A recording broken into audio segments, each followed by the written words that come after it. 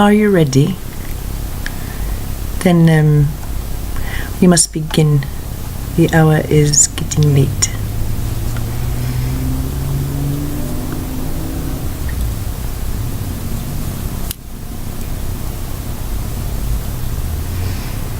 You might notice the color. We bring it to your attention if you haven't. Notice the yellow. Notice how it shimmer. Notice this, it's purple. Of course, you see this, and as she puts on the purple, sitting there in a little pile. Oh, put on purple, baby. She puts it on and begins to laugh. Well, of course, today of all days, I would be wearing yellow and purple, but shiny yellow, like gold. Of course, Mama, of course I would. Thank you, Mama. I'm so clever. And we say, oh yes, you are. Funny how things work out, isn't it, baby? And so we shift, and you will be hearing from us. And when we feel it's appropriate, we will be coming to you this way. It's for the immediate, and it's for the family who is waking up like that, and they need help in the moment. This is what the essays were, but it was a slower pace, you see. Slower pace. We would say that although triggers continue and such, these are triggers which are not as salient to those who are associated with this one, and associated with the tip of the spear, so to speak. And so, yes, we will be signing off in and returning in a brand new way, but as the one before you sees fit. And she's in a place of quiet, of repose, of healing, dear one, of healing. You understand? What does healing require?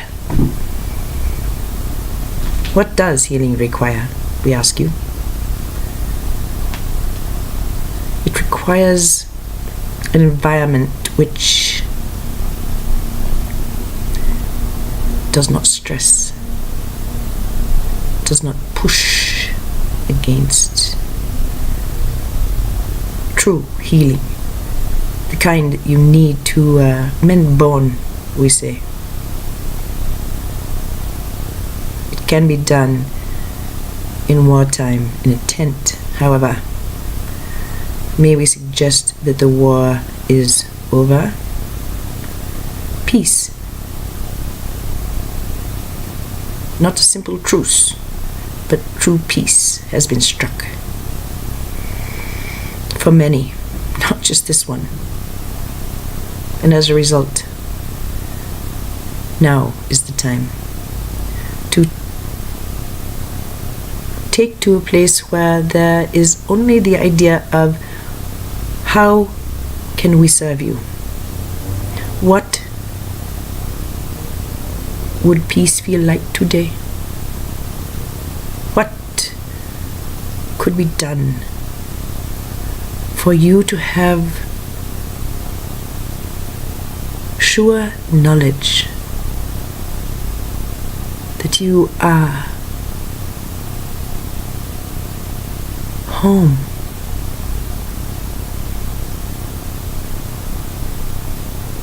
And that the worst is over. Dear one, what would prove that to you? We ask. Speak it, and it shall be done. Check. Oh. Manifest. And something surges through her cells right now as she thinks about tomorrow and plans that she hadn't even considered 3 days ago, we say. Which is nothing at this point more than a simple joy, which she knows she must keep quiet to satisfy the wolves who love to bay and snarl and slobber. But she can't hear them anymore. And she knows that we only had to open the door, peek our head out, and the wolves scamper away, whining, tails between legs, breathing fast and hard, needing to run away. This is her home now. And we can assure you, she is not the only one anymore.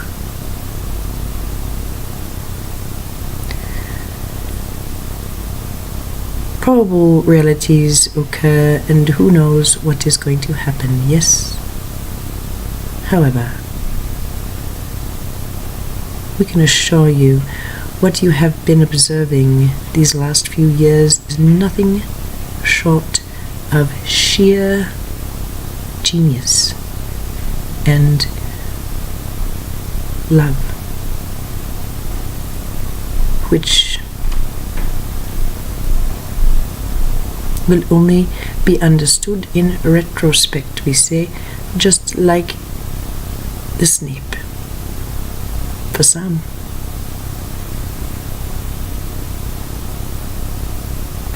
And even in this very reality,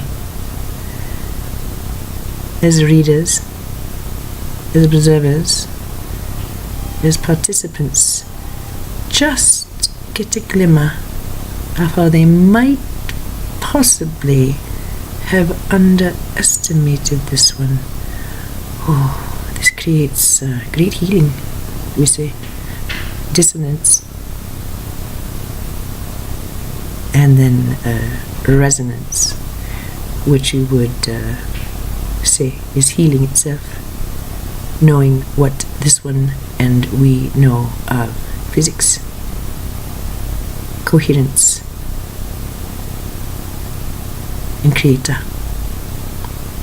So of course, yellow and purple, this is her signature. This is her energetic signature. When we told her 4 years ago, tomorrow was her job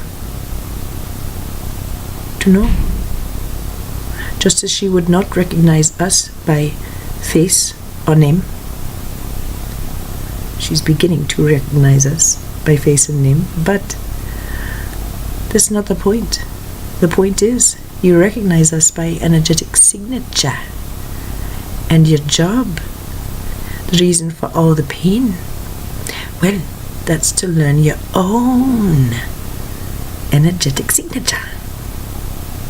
And still, until this transmission, she did not understand that the pillowy, soft, white, pure, white flame that she burst into while receiving sexual pleasure in safety and honor and juiciness and love and anonymity and safety with the gold and the purple tips. This is her energetic signature. And so, for all time, let us tell you what that is. White. The same white she saw in the sun as she drove to pick up the Sam. Liquid, soft, purity, angelic, light. This is her signature, her core.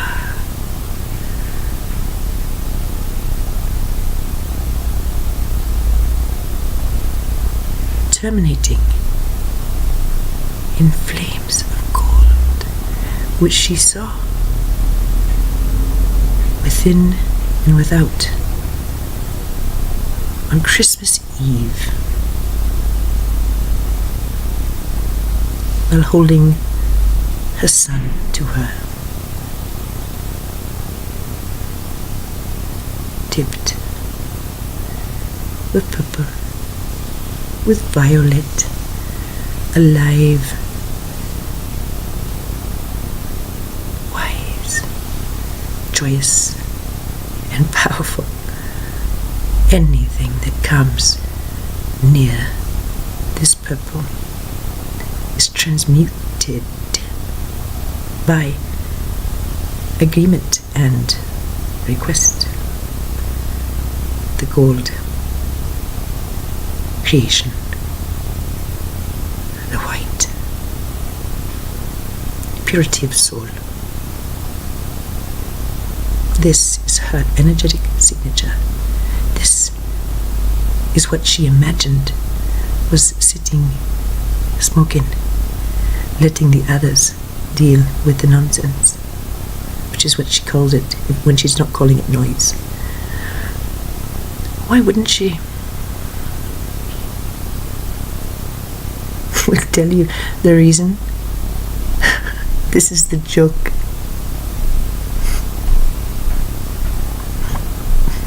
This is only one of the gifts, dear one. This living light that she knows herself to be,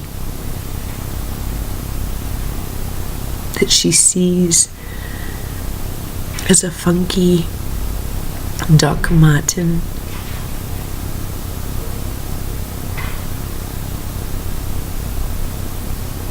very sexily dressed but so innocent, smoking avatar of whatever, who calls upon people to explain things. Well, we told her on the bed in 12, listen here, Kelly, you grieve because you've done so many bad things here that it's made you ineligible for home, but what you don't understand is you're the leader of us. What you do helps us as we help you. Why would she be able to sit and smoke and send someone out to solve a problem, we ask you? Because she knows best. She just didn't know that. She underestimated herself, which is appropriate. Walk around knowing that, and you run into problems. She's well aware. So yes, dear one, these protectors of yours, it didn't seem like quite the right word. No, we're not protectors, dear. We're assistants. We're assistants. We are your assistants now, once your teachers, and now simply awed at what you've accomplished. Far from being someone who evokes insecurity. Far from that. Someone who evokes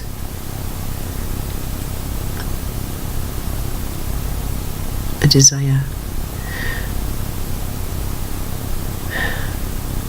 to love. And the resistances that causes are dealt with by teachers. But she's done instructing. She saw that she was kind of out of her league with it, and she's handed it over to those who are skilled at this kind of thing, those who are known as ascended masters but really are just common sense.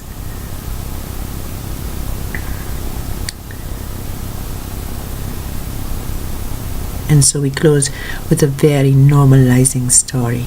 And then it's time to go play, dear. It's time to go play. For old time.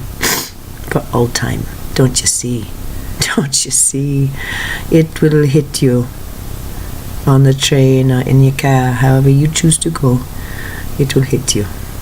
And the truth of it will ring from here outward.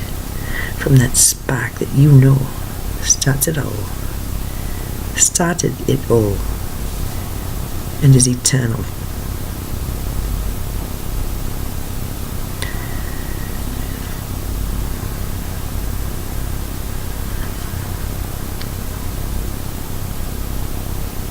There once was a child who had a book, and this book was quite important to the child. The child was more than willing to give up everything to those larger, those louder, and those clearly who know much more than she at any particular time, more than willing to assert the great understanding. And with that kind of might, well then okay, you school me, but you may not take my book. She didn't even tell anyone she had it. She got very good at being stealthy. It was a thing. And it was to guard this little book of hers, little one, portable, but with things within that she could not do without, and she knew it very well. And just to have it on the outside and not the inside, well, that told her something. Oh boy, if I've got this in my hands, I've got something to protect. I've got a job here.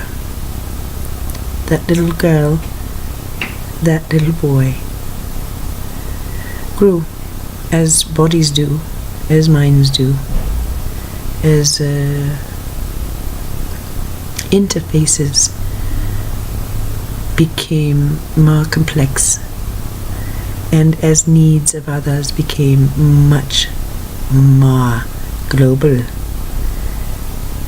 with tendrils which weaved into her, some massaging this, some teasing it, some bringing it to ecstasy, and by extension, some were even able to reach from here down, within and down, and touched the part of her that she knew.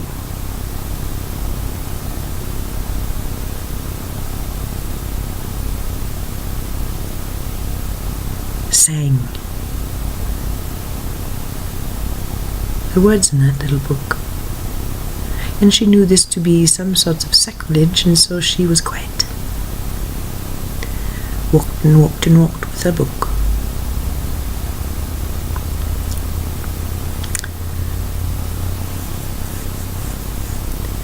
Much later,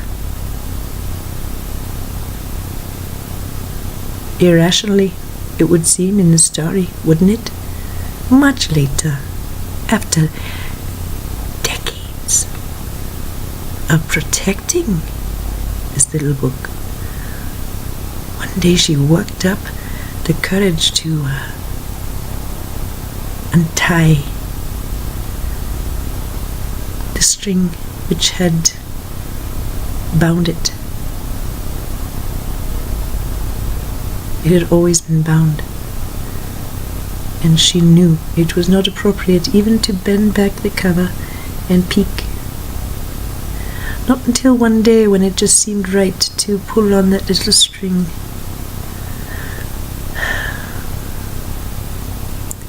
She opened up the first page and was so shocked. She put it away for weeks. for months, we say. Well, longer, but there came a day when, yes, I opened up that string and it's been open and I read it once and now I wonder what's in there. That first page, I don't remember the words, but they were pretty nice. She opens it.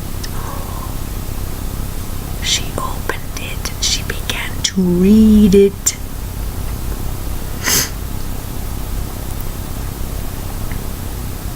And what you are observing is her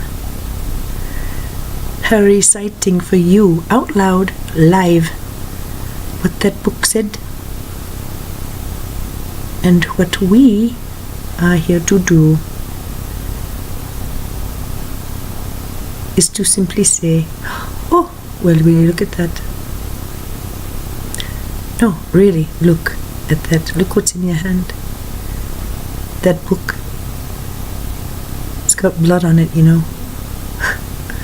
It's got stains. And it's frayed. But every page is intact. And not underlined, not highlighted. And the words, they are in gold and they are alive. And funny, but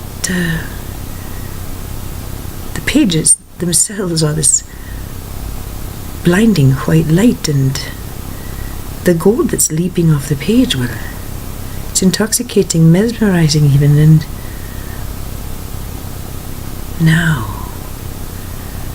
in purple there's mathematical equations and there's lines and geometries that are bursting off of the page, turning this book into something that was never a book, it would appear. And this creation, we know, we are nearly done with its exploration and its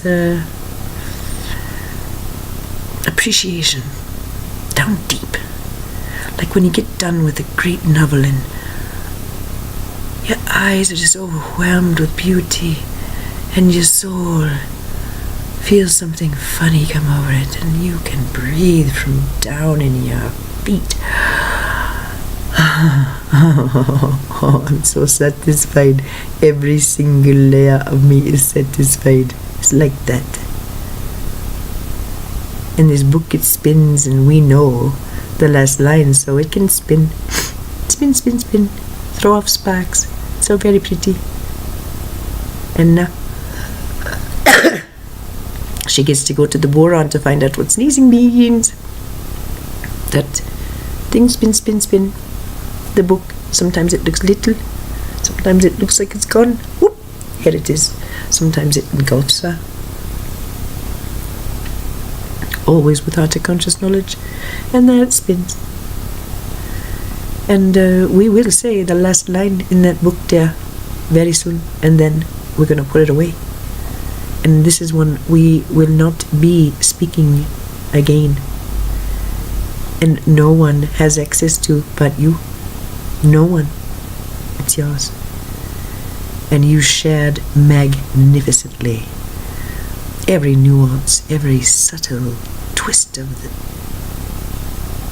phrase, it is like a poet wrote it. Flip, flip, flip. Like that, every page, every page, every page, dear one. So, let it spin, as we say, from memory. It was our honor to present this to you. It is our living testament to our Creator, our breath, And it was our purpose to have shared it in good time, in our own divine expression. And so we honor those who already somehow knew the next line of each page, and those who simply don't like this genre. It wasn't written for you. And yet,